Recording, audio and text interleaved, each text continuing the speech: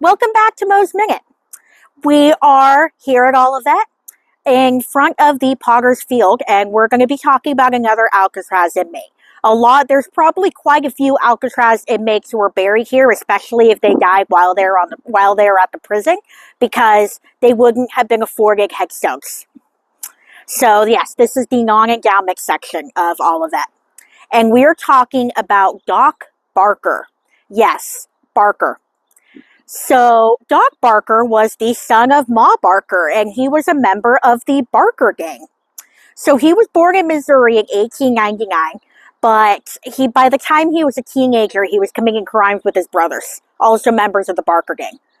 But he wasn't the planner of the crimes. They called him in when violence needed to happen. So basically, like, Alvin Karpis, who also went to Alcatraz later, and his brother Floyd planned things, and then if someone needed to be beat up, they called in Arthur, who they called Doc. So he wasn't really the ringleader of these crimes, but he still went along with all of them. He stole a car in Joplin, Missouri, so that was how he went to prison the first time. And then he was paroled, but he went back to his life of crime with his brothers. He was sentenced to kidnapping Edward Bremer later, and so he was given a life sentence and sent to the Oklahoma Federal Penitentiary. And then he was paroled there and still, returned to what he knew, which was the life of crime with his family. The Barker Gang was around during the Dillinger era. I can't talk today. They were around during the Dillinger area. So Dillinger, Pretty Boy Floyd, Barker Gang, Bonnie and Clyde, all about the same time. And they mostly did robberies. But they also did kidnap some people. And it was thought that Doc Barker had killed a man during an attempted kidnapping, but he always claimed that he was not the one who killed him.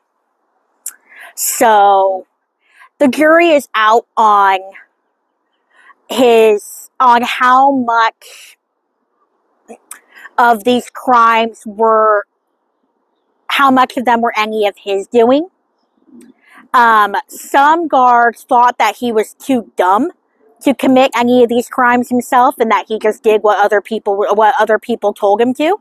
Other inmates thought that he was one of the most dangerous men they knew on the inside. So, it's up to you. Nobody in the family is innocent. So at the time he was sent to Alcatraz, and another one of his gang members, Alan Karpis, Creepy Karpis is what he's called on the island, also went to Alcatraz. You can see his picture if you go there. Doc Barker went to Alcatraz, I believe, in 1936. And he was immediately sent to D Block, which was known as the segregation unit. There were 4 of them that kind of had like their own little gang of Alcatraz inmates, and he was one of these 4. So I don't know when they started trying to escape, but they did, and they would actually saw through the walls of the prison a little bit every day, and then they would hide the damage with putty. And so when they were finally able to break through, they were caught scaling a wall. And a couple of them actually did scale the wall successfully because they did it under the cover of nightfall. And not only was it dark outside, it was also foggy. There's a few of those around here. If you're not familiar with the area, we have a few foggy nights. So with darkness and fog covering up the prison searchlights, they got pretty close. No one could see them. So a few of them actually did manage to climb over, like scale over the prison walls. 2 of them tried to swim out, but the tide pushed them back.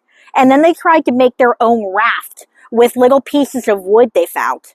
And that's when they were caught, was when they were already outside the walls trying to build a raft. And of course, like, they're not going to turn around and go back to prison then. So when the guards yelled at them to stop and they didn't, they were shot. Doc Barker was not killed by those shots. He was injured and he died of his wounds later. So he was kind of nicked by a bullet when a guard shot the man who was next to him.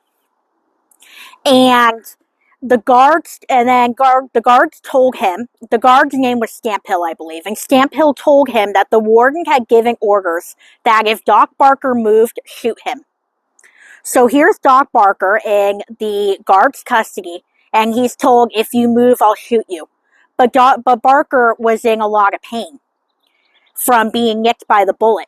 So he like leaned down to like rub his leg or something, and they shot him. But he didn't die immediately then either. They actually got him back into the prison and the infirmary.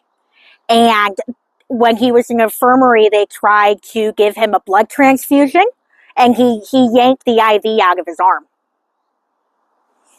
So he was, it's been noted that he was killed during an escape attempt, but it was more complicated than him being shot while in the act of escaping from the prison. He had already been recaptured and brought back to Alcatraz and basically said, no, I'm not doing this again. And so that was January 13th, 1939, which is actually my birthday. So, yeah, that's the story of Doc Barker. And when I go to the Midwest and I go to somewhere where the Barker gang committed a crime, I will tell you more about them. But today I just wanted to focus on Arthur Barker. So that's a little bit about him. Thank you for tuning in, and catch us next time. Bye.